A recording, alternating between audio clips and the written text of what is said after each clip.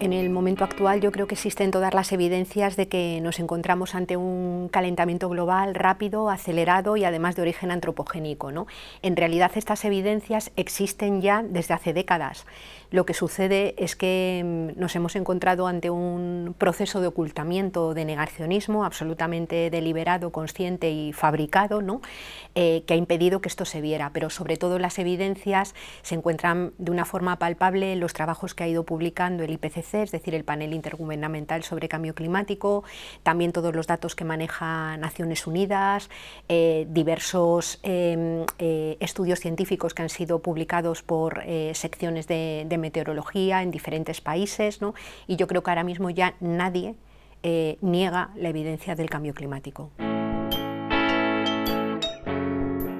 El desencadenante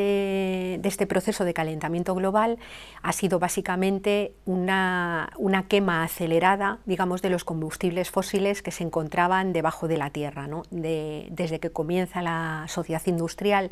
impulsada además por la dinámica del capitalismo, pero sobre todo durante las últimas décadas, se ha producido un crecimiento enorme de la economía basada fundamentalmente en un metabolismo económico que dependía de la extracción de recursos fósiles, ¿no? Lo que ha sucedido es que se ha quemado una cantidad enorme de petróleo, de carbón, de gas natural, y eso ha incrementado la presencia de gases de efecto invernadero en la atmósfera. Estos gases siempre han existido y además son necesarios para la existencia de la vida en la Tierra tal cual lo conocemos, pero se ha aumentado de forma importante esta presencia de gases de efecto invernadero, lo cual ha desencadenado un aumento de la temperatura global, es decir, el proceso de calentamiento global. Este proceso de calentamiento, a su vez, incide en una serie de cambios acelerados y en cadena de múltiples procesos naturales y de cambios en las dinámicas de la organización de la naturaleza. El aumento de la temperatura en el planeta tiene unas consecuencias que presentan altísimos grados de incertidumbre, ¿no? Esas son las conclusiones que te encuentras en muchos de los estudios científicos. ¿Qué es lo que sucede? Pues que los seres humanos, igual que el resto del mundo vivo, estamos adaptados a estas condiciones biogeofísicas, es decir, a esta temperatura media global. Cuando esta cambia, no quiere decir que haga más calor de forma lineal en todo el planeta, sino las consecuencias se muestran en los desencuentros o en las, digamos, alteraciones de muchos de los procesos complejos que organizan la vida en la Tierra. Por ejemplo, se pueden producir alteraciones en la propia fotosíntesis o en los propios procesos de polinización, se están produciendo fenómenos y eventos climáticos extremos, es decir, un incremento notable en estos tifones, huracanes, tempestades, lluvias torrenciales en momentos, digamos, en los que antes no se producían, con sus consecuencias sobre cosechas o sobre cuantiosos daños también materiales, elevarse el nivel del mar con su correspondiente influencia en las zonas costeras y obligación a procesos de migración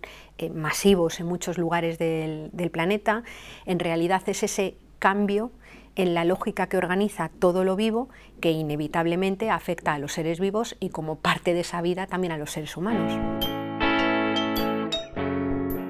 Yo creo que ahí nos encontramos con fenómenos bastante complejos y que concurren, ¿no? En primer lugar, ha habido un proceso de construcción del discurso negacionista deliberado, ¿no? Yo creo que el último libro de Naomi Klein, el del capitalismo contra el clima,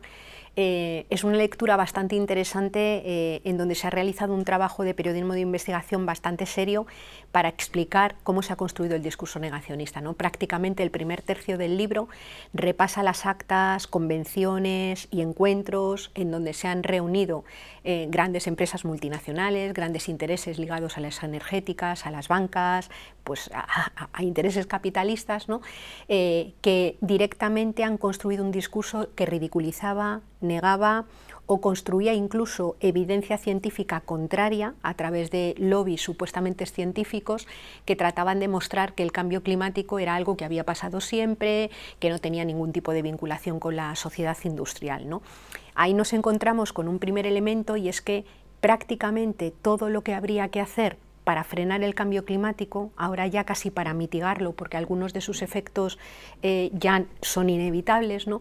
Pero todo lo que hubiera habido que hacer en muchos casos iba en contra de los intereses económicos, del crecimiento económico de muchas de estas empresas transnacionales y muchos de estos intereses, ¿no? Ahí nos encontramos con una primera con un primer elemento, ¿no? Es decir, asumir la evidencia del cambio climático y afrontarlo representaba meterle mano de forma inequívoca pues a la actividad de algunos sectores económicos y probablemente también a sus beneficios, ¿no? Ese es un primer elemento. Luego hay otros factores que impiden que nos demos cuenta del cambio climático que son más culturales, ¿no? En primer lugar, el rechazo que tenemos a mirar o a reconocer un problema que da miedo. Es decir, un problema que nos parece, que nos sobrepasa, digamos, en su dimensión y en su magnitud, aunque sí que haya vías para poderlo atajar y hubiera habido muchas más hace unos años, ¿no? Pero da miedo. Y esa mirada, ese miedo, sobre todo cuando no visibilizas de una forma clara cuáles son sus soluciones, pues funciona, digamos, como amortiguador para no querer mirar una realidad que aparentemente nos sobrepasa, ¿no? Pero además es que es un fenómeno complejo. Digamos que nuestras sociedades son profundamente analfabetas en lo ecológico. Es decir, que hemos perdido bastante conocimiento y bastante conciencia de cómo funciona la vida. Y sobre todo en las sociedades urbanas, donde uno abre el grifo y sale el agua, donde enciende la luz, dejamos de tener esa percepción de ser seres ecodependientes y depender de la naturaleza, y dejamos de reconocer la naturaleza y la biosfera como un sistema complejo que se autoorganiza. Nos da la sensación de que más bien la naturaleza funciona como una máquina y que más bien la tecnología y la ciencia resuelve todos los problemas, incluso los que ella misma crea, ¿no? Eso nos genera toda una serie de dificultades para reconocer el problema y, por tanto, poder actuar ante él.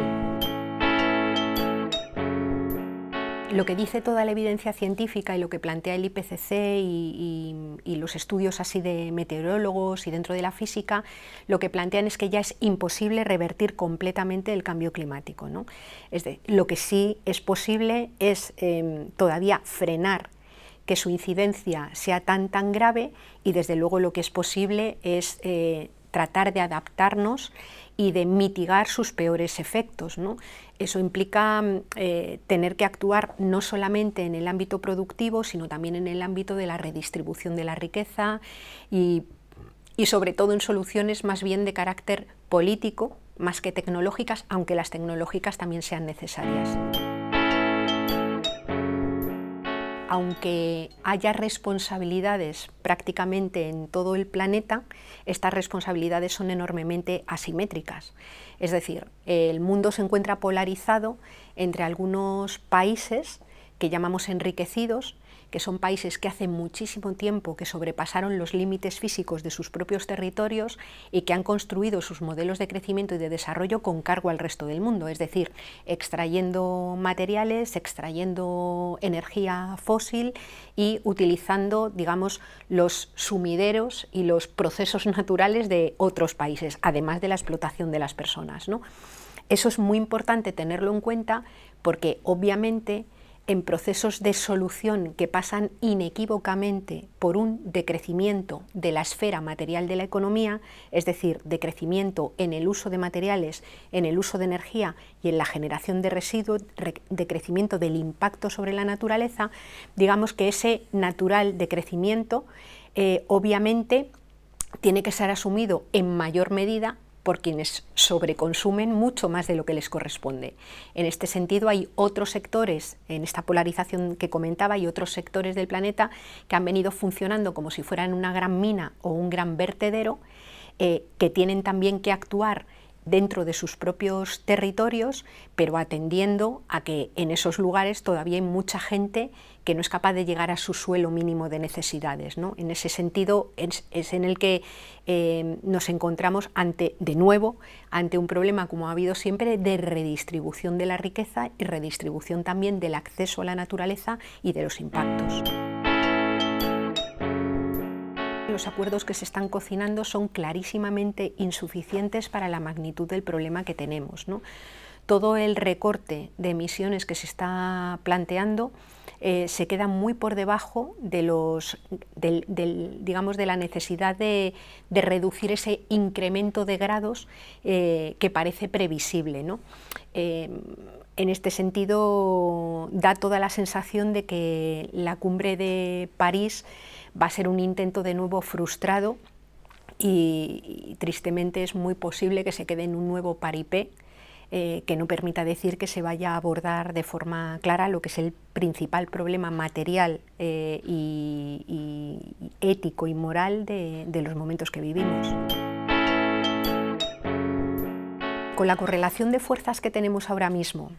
y con el marco de la economía capitalista, la imposición de tapadillo y por debajo de tratados como el TTIP, con las reglas de la Organización Mundial del Comercio y con la visión económica imperante dentro del modelo económico capitalista, yo creo que es imposible poder revertir el problema del cambio climático, imposible. Sobre todo, además, revertirlo teniendo en cuenta que no es solamente revertir un problema ecológico, sino que hay 7.000 millones de personas en este planeta y queremos afrontar los problemas ecológicos en condiciones de justicia, tratando de mitigar la vulnerabilidad, sobre todo para las personas más empobrecidas, ¿no? Muchas veces en algunas de las propuestas o en algunas de las soluciones que se plantean ante el cambio climático, la cuestión de la redistribución de la riqueza no está presente y nos podemos encontrar con soluciones que de forma inconsciente son fascistas, porque son absolutamente imposibles de universalizar para todo el mundo. Es decir, desde nuestro punto de vista, no vale solo afrontar los problemas ecológicos pensando en unas pocas personas que se puedan favorecer de ellos, ¿no? Por tanto, desde la lógica del propio modelo capitalista nos parece imposible poder revertir. Es decir, tendría que ser construir unas mayorías sociales lo suficientemente grandes para poder confrontar con la lógica imperante y abordar este proceso desde la reducción, digamos, de la esfera material de la economía a los límites de la biosfera y desde el reparto radical de la riqueza que no haga, digamos, que los paganos o quienes sufran en mayor medida el desastre que se ha generado sean precisamente las personas que menos contribuyeron a generarlo y que además se encuentran en situación de mayor vulnerabilidad. Tenemos muchas propuestas que abarcan múltiples escalas para poder revertir la lógica de este modelo económico, ¿no? A nivel micro, desde luego todo lo que tenga que ver con la relocalización de la economía, con crear cercanía, es decir, procesos que tienen que ver con la producción de alimentos en el entorno más cercano, con criterios además agroecológicos, favorecer circuitos cortos de comercialización, repensar todo el modelo urbano de manera que incluso las grandes ciudades sean entornos más policéntricos donde sea necesario moverse menos con transporte motorizado. Darle la vuelta desde luego a todo el modelo energético y forzar las transiciones ecológicas a un modelo que se base fundamentalmente en energías renovables, apostar digamos, por una economía que se base fundamentalmente en la satisfacción de las necesidades de las personas, donde también toda la cuestión de los bienes relacionales y el cuidado podría ser también una fuente de reorganización económica importante, es decir, en el entorno micro es posible hacer muchas cosas, ¿no?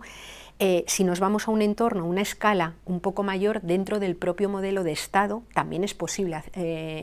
pensar en cómo reconvertir un modelo productivo con el criterio de reducir la huella ecológica, de reducir las emisiones de gases de efecto invernadero y reducir el requerimiento total de materiales, ¿no? Y en ese sentido hay gente que ha venido trabajando, que ha venido haciendo propuestas para todo el Estado de conversión, digamos, del mix eléctrico, propuestas de reconversión de todo el sector de la edificación, propuestas a nivel del modelo de transporte, propuestas que podrían variar un poco la política actual de incentivos y de penalizaciones a la economía para conseguir que esta virara, ¿no? Y que van muy de la mano, insisto, de estas políticas de redistribución de la riqueza y de la dinámica de marcar límites claro a lo que la población puede consumir en términos materiales. Insisto siempre en la cuestión de la redistribución de la riqueza, porque estos límites hay que aplicarlos con criterios progresivos, es decir, de hecho los límites se están aplicando ya. La gente que sufre el problema de la pobreza energética ve limitada su posibilidad de uso de energía. No son estos límites a los que nos referimos, sino unos límites marcados por relaciones más justas.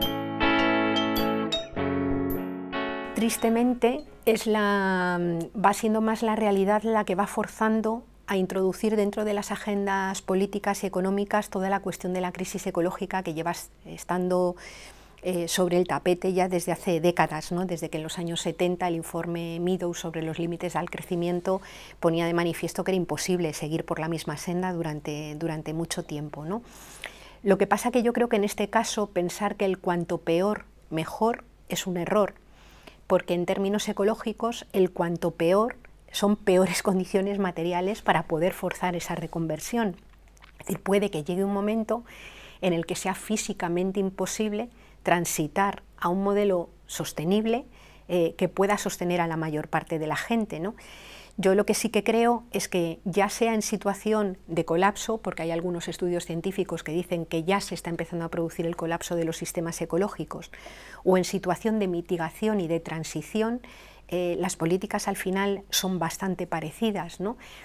Y requieren, desde mi punto de vista, de forma inevitable, que seamos capaces de construir mayorías sociales. Es decir, yo creo que por la vía... A mí esto me lleva a pensar que necesitamos movimientos sociales y mayorías sociales organizadas en el territorio y también instituciones que vayan empujando en la misma línea. Lo que sí que creo es que por una vía de la pura imposición, sin haber conseguido disputar la hegemonía cultural que hace que este modelo se realimente y se reproduzca, va a ser mucho más difícil poderlo hacer, sobre todo en los tiempos que tenemos.